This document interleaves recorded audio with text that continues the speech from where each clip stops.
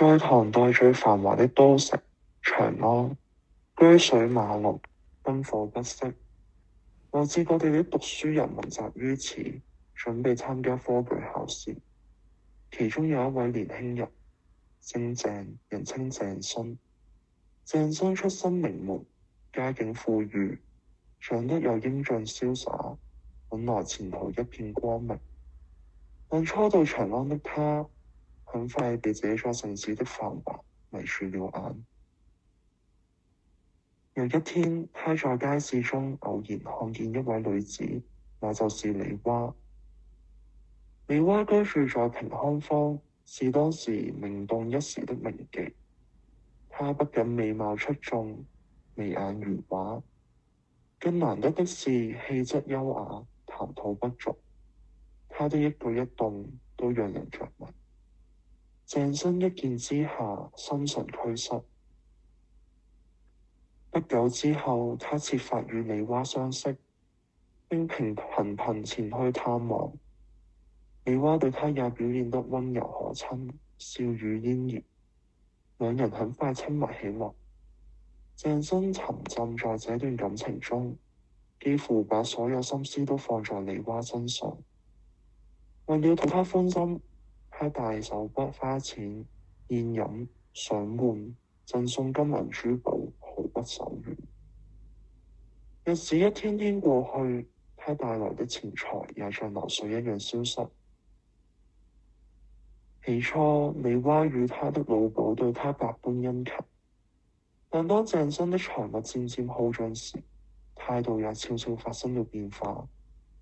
終於有一天，李娃與老鴇設下計策，把鄭勳騙出門外，從此閉門不見。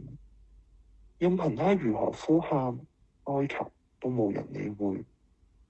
鄭勳這才驚覺自己不但失去了金錢，也失去了愛情。他身無分文，若羞於回家，只能流落長安街頭。昔日的公子如今衣衫襤褸，靠着乞討與替人辦喪事為生。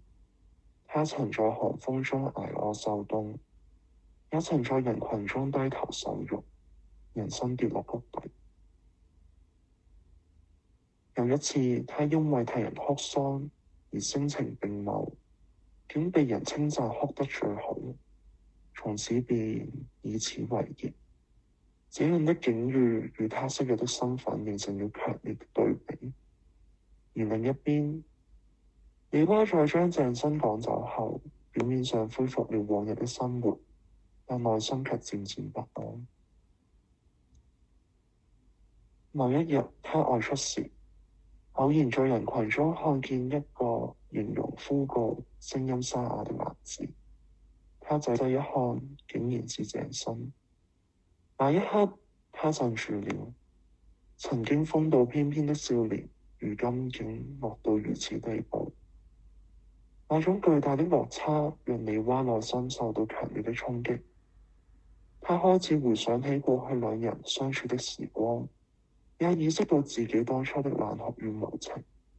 這份悔意越來越深。最終，李娃做出了一個重大決定，他要把鄭勳找回來。他花錢將他贖出，親自照顧他，為他洗浴更衣，讓他重新過上正常的生活。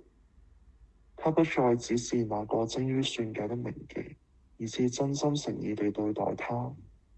更重要的是，他鼓勵鄭勳重新讀書。鄭勳一開始滿懷羞愧與自責，但在李娃的陪伴與支持下，他逐漸振作起來。他重新拾起書本，日夜苦讀，把過去荒廢的時光一點一滴補回來。歲月流轉，機會終於來臨。鄭勳參加科舉考試，憑着自己的努力與才華，一舉高中狀進士，名列前茅。昔日的落拓之人終於重回榮耀。他的家人得知此事，也對他重新接納。而當他們了解李娃曾經的所作所為與後來的轉變後，最終也同意兩人結為夫婦。鄭生沒有記恨過去，反而感念李娃後來的救助與陪伴，正式迎娶她為妻。李娃從一名風塵女子轉變為賢良的夫人，鄭生則從沉迷享樂跌入深淵，到重新奮發功成名就。兩人歷經波折，最終相守一生。